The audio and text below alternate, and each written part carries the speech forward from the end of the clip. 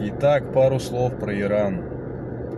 В общем, странно, даже не хотелось про это говорить ничего. Странно, что прошлый раз не показал пример того, что не надо так, бессмысленный это конфликт для западной стороны, короче, очень опасный. Потому что иранцы показали, что они могут сначала по предупреждению, да, показали в прошлый раз, что они могут доставать по американским базам. Те почему-то подумали, видимо, что они на это не осмелятся. Вот. По поводу того, что они убили верховного лидера Ирана, я сначала думал, Аятолла это какой-то, как фамилия, что ли, как род, да, какой-то там. Оказывается, нет. Оказывается, не Аятолла, а Аят Аллах. То есть это, по-русски сказать, богослов получается. То есть это человек, который настолько хорошо разбирается в Коране и, вообще, настолько уважаемый человек, что ему разрешают, как это сказать, не трактовать Коран, а пояснять, да, вот некоторые моменты, которые в Коране написаны. То есть объяснять, что там имеется в виду. А этот человек верховный аят Аллах.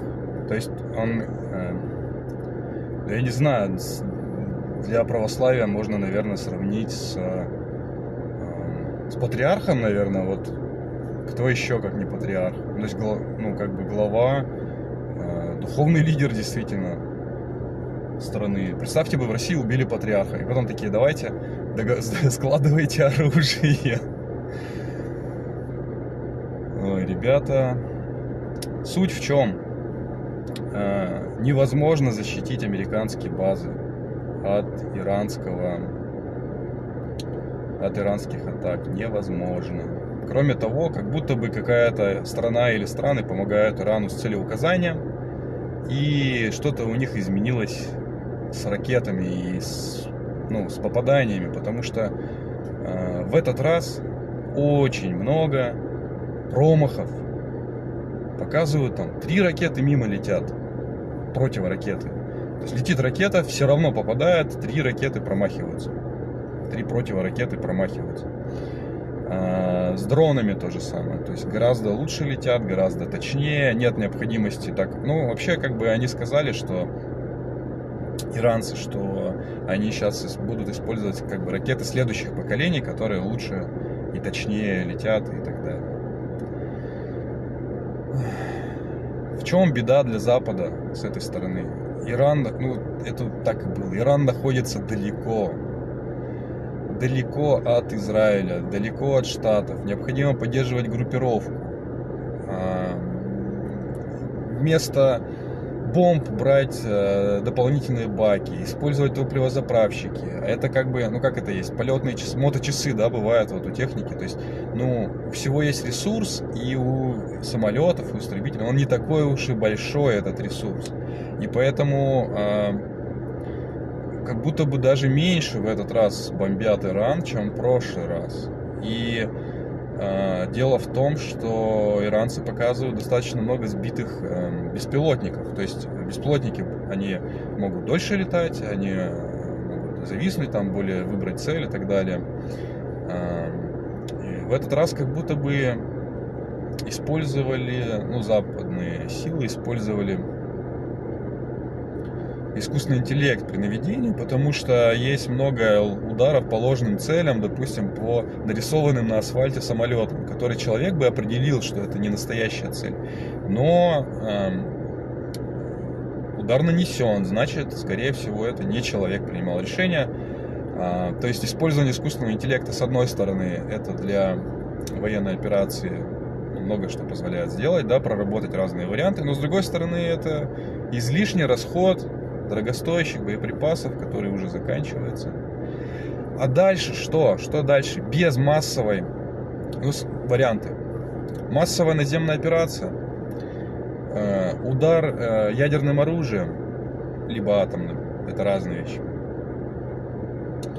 И А что еще? Внутренний переворот, все. По сути, особо вариантов-то и нет. Еще отметилось в этот раз то, что Иран достает до американских кораблей, и авианосец американский убежал подальше от Ирана, подальше из зоны досягаемости его ракет, но при этом он уменьшил зону полета своих собственных самолетов. Очень много видео со сбитыми вот этими беспилотниками, поэтому ресурсы Запада военные в этом плане заканчиваются. Надо что-то делать, принимать какие-то решения, что-то менять. Но пока непонятно, что можно изменить. Что может сделать Иран? Он уже говорит, что он может заблокировать, допустим, пролив Ормузский. Блокировка пролива приведет к тому, что страны Персидского залива, а Иран это Персия, страны Иранского залива не смогут продавать свою нефть. А это 20% мировой продажи нефти. В основном поставки идут в Индию, Китай и так далее. Китай и Японию. И Китай спасется, а Индия тут на последнее время выбрала сторону Штатов и не покупала российскую нефть. И ей будет сложно. Ей будет сложно. И Японии будет очень сложно. Следующий момент. Авиационные, не только авиационные, базы, американские базы на территории стран Персидского залива. Их не спрячешь, они уже, штаты военных уже прячут в гостиницах, размещают, потому что они убрали их с баз, потому что вообще Иран пишет, что до 500 американских военных погибло уже в этом конфликте. Естественно, мы пока ничего не узнаем, это могут быть недостоверные цифры и так далее. Но спутниковые снимки, в этот раз которых много появляется, показывают, что действительно много попаданий, много поражений. Очень точно иранские средства поражения прилетают по американским частям. И даже те удары по гостиницам, оказывается, что именно в этой гостинице, именно туда, куда прилетел дрон, были расквартированы американские военные. Офигеть какая-то. Ну, это дело не только в точности попадания, но это то, что показывал Израиль в прошлый раз. То есть это точность в разведывательных данных, что вот здесь размещены американские военные. В общем, если Иран захочет продолжать одной только блокировки этого пролива, достаточно для того, чтобы через примерно 10 дней в таких странах, как богатейших странах, как Саудовская Аравия, Объединенные Арабские Эмираты, начался голод. Дело в том, что эти страны находятся в пустыне, эти оазисы, и они не производят достаточно еды для того, чтобы прокормить всех своих жителей. Кроме того, эти страны, продавая свою нефть, они не только покупали еду и там вот эти небоскребы строили, но они еще и вкладывались в американский фондовый рынок, покупая американские долговые обязательства. С учетом и так плохого положения на рынке США, это еще больше усугубит. То есть, я не знаю, там 3-4 недели или 3-4 месяца, как говорят там, Трамп или там, они не просто не протянут. Уже за вчерашний, по-моему, день фондовый рынок США потерял около 800 миллиардов долларов за один день. Там на 1,5% упали, по-моему, в среднем акции, стоимость. И это только один день. Дальше будет хуже, потому что если эти страны перестанут, во-первых, они не будут использовать доллары, то есть это удар по долларовой системе, потому что Штаты могли печатать доллары и сливать их туда, получая в обмен нефть, и при этом не разгоняя инфляцию, таким образом поддерживая курс доллара. Теперь этого не будет. И следующий момент, если не будет покупки облигаций, они будут падать в цене, а соответственно, дело в том, что в Штатах уже такая ситуация, что они выпускают облигации, чтобы погашать долги за предыдущие облигации. У них настолько закредитовано, что они уже просто долги обеспечивают предыдущие.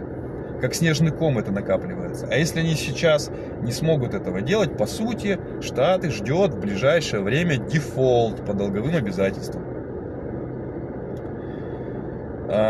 Почему еще Трамп не на коврике в Иране, на коленях и не просит Иран прекратить?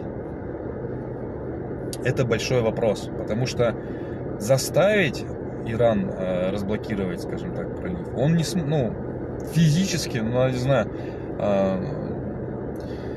да, они потопили флот, но флот не обязателен иранский для того, чтобы блокировать этот пролив, как оказалось. Вот. И это был один из самых главных просчетов. Что будет дальше, мы с вами узнаем, но конфликт этот, во всяком случае, для Запада очень-очень невыгоден. Мало того, что они еще и подорвали тут по религиозной составляющей ударили, не говоря уже по школе, где погибли там девочки. Сам Хаминеи, вот этот верховный лидер Ирана, он же был в резиденции, там были его дети, его внуки, там внучка, девочка голубоглазая, русая, погибла.